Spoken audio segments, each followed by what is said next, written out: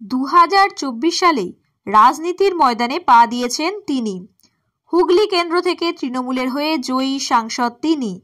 তারপর থেকে মাঝে মধ্যেই তাকে এলাকা পরিদর্শনে যেতে দেখা যায়। বাদ দেন না স্কুল কলেজ পরিদর্শনও। এদিনও চুঁচুড়ার কলেজ এবং স্কুল পরিদর্শনে যান তিনি। জ্যোতিষচন্দ্র এবং অনুকূল চন্দ্র স্কুলে গিয়ে চেখে দেখেন বাচ্চাদের জন্য তৈরি করা মিড ডে মিল। স্কুলে গিয়ে সোজা ঢুকে পড়েন রান্নাঘরে, ঘুরে দেখেন কিভাবে রান্না হচ্ছে, কোথায় রান্না হয়, চেখেও দেখেন বানানো খাবার। আলু ফুলকপি দিয়ে ভাত খান রচনা বন্দ্যোপাধ্যায়। মিড ডে মিলের খাবার খেয়ে মুগ্ধ হয়ে যান রচনা। বলেন, একেবারে 10-এ 10। ডাল পছন্দ করি না, তাই ফুলকপি দিয়ে খেলাম। তেল মশলা ছাড়া এত ভালো রান্না আগে কখনো খাইনি।